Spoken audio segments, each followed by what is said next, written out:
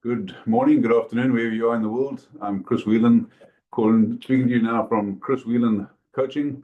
I want to talk to you today about something which I see so many business owners getting involved with, and it's really called the DIY conundrum. It's one of the major mistakes that I see business owners making, and it's really about why doing it all yourself could well be slowing you down, slowing your business down, and of course, ultimately not sustainable.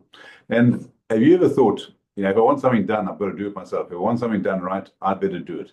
If you have, and you're not alone, absolutely you're not alone. Many business owners fall into that trap where they're feeling like, I've got to do this because no one can do it as well as me. But the problem is that, and that could be everything, right? From finance to operations to HR to systems to processes. But it feels efficient at first because you're the person that knows everything. But over time, it becomes a serious growth killer. It becomes a serious impediment to you actually getting your business done properly. I'm going to show you in this video why continuing to operate that way is unsustainable, and ultimately what you can do instead so that your business doesn't rely solely on you. Right? Sound good? Keep watching. Let's look at some of the consequences of not solving that DIY conundrum. Number one, you're stuck in the day-to-day, right? So you can't get headspace to think. You've got no time to think differently, to do differently. And what I've seen around the world, every single business owner, the best advantage that they have is their ability to think differently, to think out of the box, find solutions. So if you're stuck in the DIY conundrum, then there's no question that you don't have that headspace to do it. So that's number one. Number two, direct consequence, burnout becomes pretty much inevitable. The joy of running your business starts to fade. In fact, I had someone recently say, the joy of this job is gone. And that's very sad because this person's super bright and knows what they're doing, and they're burnt out. And number three, your business remains fragile, and that's perhaps worst of all, because if you stop, everything else stops as well. And that means you haven't really got a sustainable business. But here's the flip side of that coin. If you are able to resolve the DIY conundrum, you're able to think strategically and you're able to lead, become a better leader, and your business will thrive. And you're not just doing stuff on a day-to-day basis, you're actually leading as opposed to being the technician in the business, trying to get stuff done all the time. Number two, your team becomes more empowered. When your team becomes empowered, they become more capable. They can do things better. They become more accountable. So that absolutely magnifies the ability of your business. And number three, your business then, as I've just indicated, can grow and ultimately can run without you. Let me tell you a story about all of my clients. By now you'll know this. All of my clients are called Joe for the purposes of these engagements. Joe bought a small manufacturing business 3 or 4 years ago.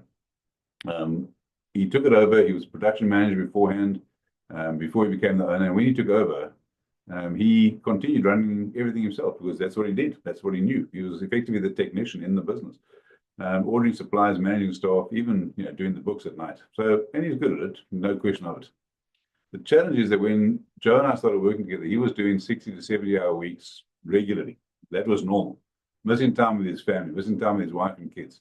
His motivation was simple. He wanted to have a business that he could let run so that he could have dinner with his sons every night.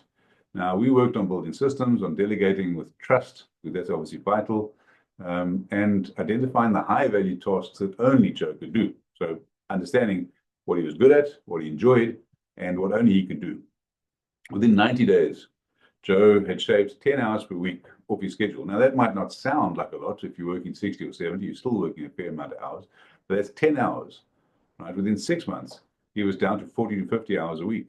And if you think about that, that's a 20 to 30 hour per week. It's almost a whole week saving. He was delegating with trust and identifying what he needed to do and what he didn't need to do. Profits were up. Most importantly, Joe was home for dinner. Right, so that for me is an absolute win, and certainly for Joe it was as well. So here's how I think you can actually escape the DIY trap. Number one, do it what I call a time audit. Spend 1 week, maybe 2 weeks, just tracking everything you do, and I mean that, every single thing, because there'll be stuff that you're doing that's rubbish, stuff that you're doing that actually isn't adding value, it's not taking you forward. Then categorize those tasks into 4 buckets: delegate, delete, delay, or do. Right? Delegate, delete, delay, or do. Quite simple. If you want to call it the 4 Ds, go ahead. Delegate, delete, delay, or do. You'll be shocked, actually, frankly, how much you can then immediately get off your plate. The second thing I would suggest you do is to identify your $1,000 per hour tasks, right?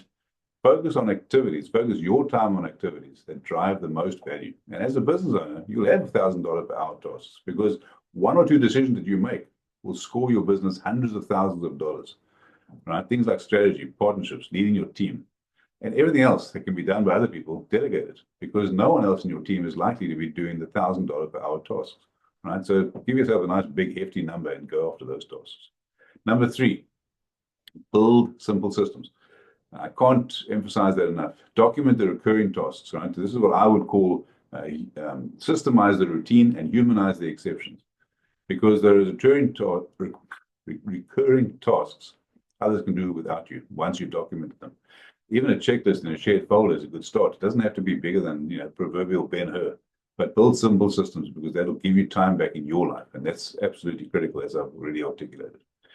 Number three or four, I think I forget. Number four, I think, is in train and empower your team. Now, you can't do that without the task list. Without the simple systems, because delegating without systems is actually not delegating, it's abdicating. But train your team and empower your team, right? Make sure that they are the ones doing the work. Let go of the belief that only you can do it, because that's simply not true. Even if they can only do it 80% as well as you, and you get a whole bunch of time back, that's already a win. Number five, and I think this is very important. It's probably the fundamental thing here. Shift your identity as to who you are. You're no longer the technician in the business. You're not even the manager in the business. You are now the entrepreneur on the business.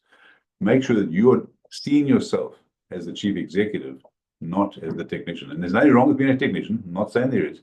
But your role as the chief executive is to grow the business, not to do everything in the business. See yourself in that space. Now, because by solving that DIY conundrum, let's just go back to what the benefits are. You get back in control of your time.